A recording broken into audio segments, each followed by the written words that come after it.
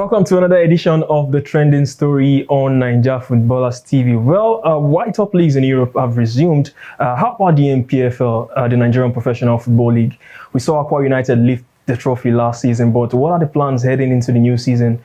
When is the new season going to resume? What are the plans as we look forward to the new NPFL season? Well, our Nigerian footballers, we will be speaking to veteran Nigerian journalist and an NPFL expert, Tobi Adepoju Samuel, on his take into the new season. What are the plans into the new NPFL season, and when will the league likely resume? Stay with us, guys. It is still the Trending Story on Nigerian Footballers TV.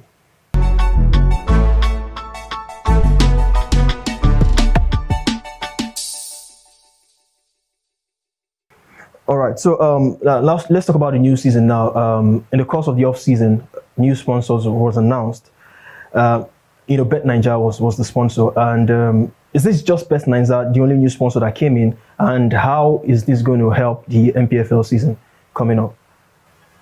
Yeah, last season, to be honest, LMC struggled a lot in terms of money. Financially, they struggled a lot because since the TV issue they had with multi-choice really gave them some setback, financially. They struggled last season to pay the referees, to pay their staff, to pay a lot of media guys that work with them. To organize the league is a lot of huge logistic. I've told a lot of people that to organize an LD league is close to like 1 billion every year. So the LMC officials understood that they need to go all out there to get sponsors to ensure that the season runs smoothly. Like you mentioned, they've confirmed Bet Nigeria. I also heard from my sources there will be there should be an alcohol complaint, coming in as well. Looking at one or two sponsors and looking at how they can strengthen the NPFL TV to really get revenue. So, like I said, the most important thing for them is to get funds from every available options to ensure that this season will be run on a different and on a very good note. Last season, the referees maybe they got just about 6 matches from the 30th matches. It's not really good for the league.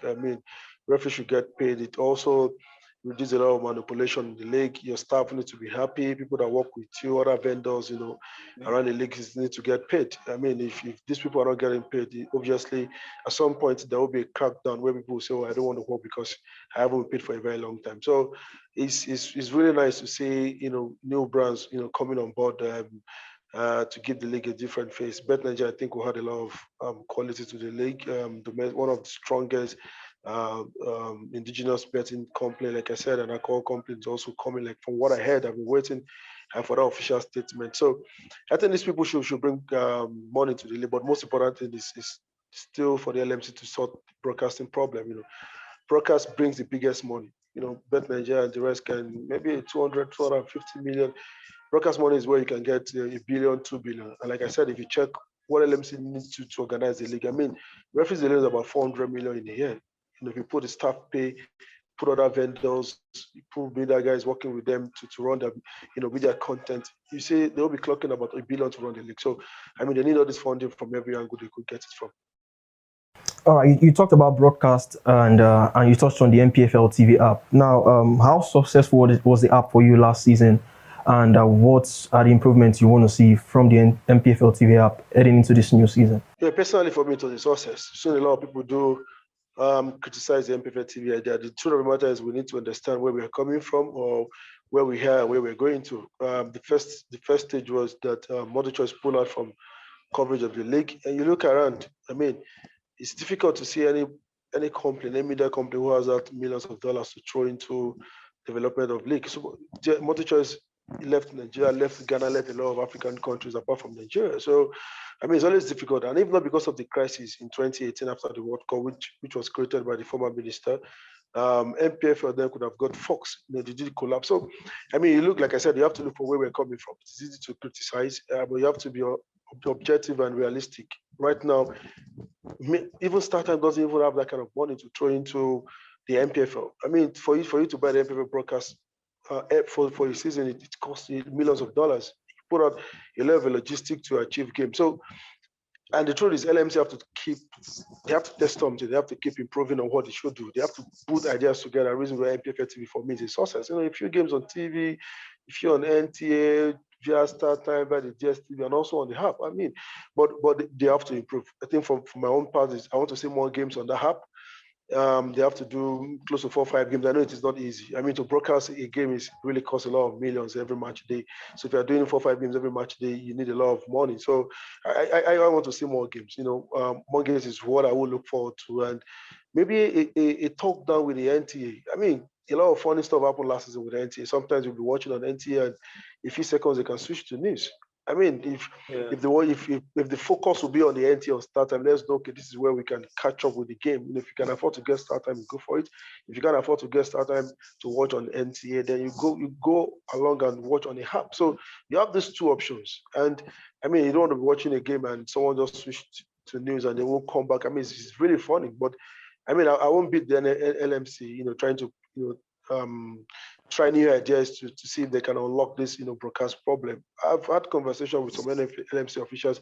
They kept saying there's a lot of talks about how they could get investors. That's the most important thing. I think if they can get investors to take over this NPFL TV, it will be something that would get to that highest height grade that we are looking forward to. But like I said, I want to see more games on either on the app, on NTA, more games this season. All right. So we know broadcasting has always been one major challenge with the NPFL. But what are the other major challenges you can point out regarding the Nigerian Professional Football League? I think the biggest problem we have are the clubs. The clubs have to understand that they own the league. I mean, the clubs form the structure of the entire league structure. LMC are just there to make policy, to market from the league organizer angle. I mean, the clubs own the league. I mean, if you don't have good stadium to play, imagine if all the entire 20 clubs doesn't have good stadium to play. Do you want to say you won't play football? I mean, so the clubs have to understand the fact that we host the league. Our structure, if you have a good structure, it will rub on well on what LMC are trying to do or what the league organizers are putting together. I really want to see our clubs improve on all fronts.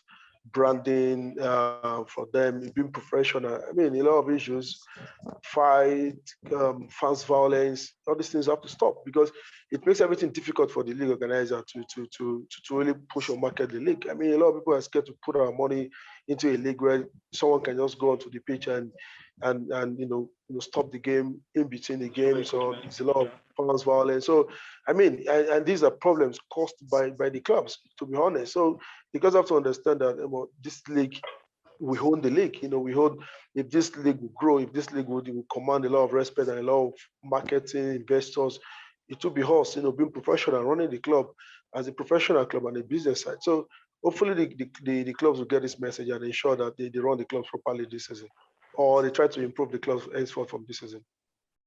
How vital it is for someone like Finidi George to come manage in the NPFL? Last season, we saw Ahmed Musa, albeit for a short spell with Kano Pillars, but Finidi George managing a team in the NPFL, how big is this for the league in general?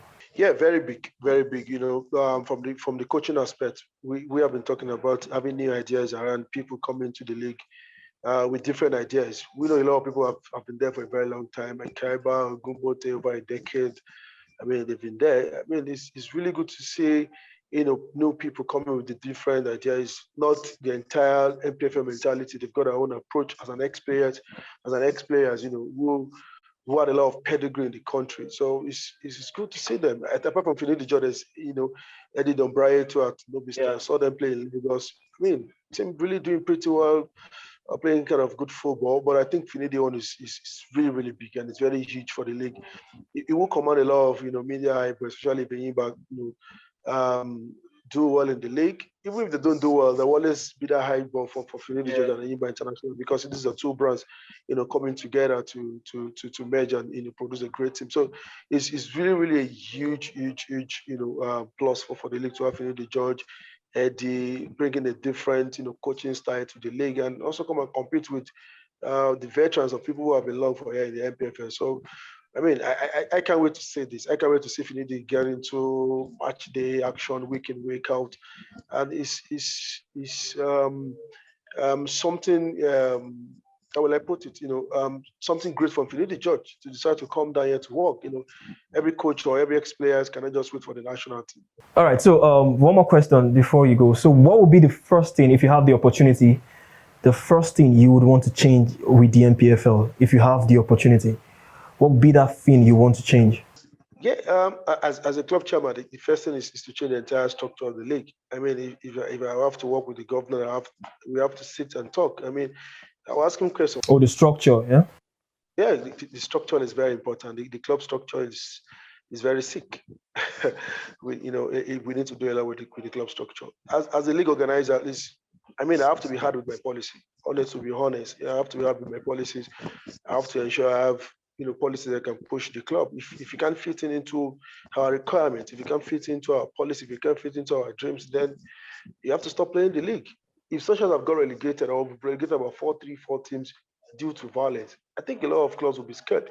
So if I have the opportunity to lead the LMC, we'll be hard on our rules and regulation and our policy because we have to push the clubs to be professional. I think if the league can run in a healthy structure, things will really work well. I mean, talk to your governor to give you a decent stadium structure.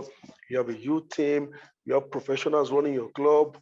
I mean, even if there are issues, yeah, we know every leagues have their issues. You find a way to cope it. It's not as if you allow issues. I mean, playing a game and someone just come to the pitch, you slap the referee.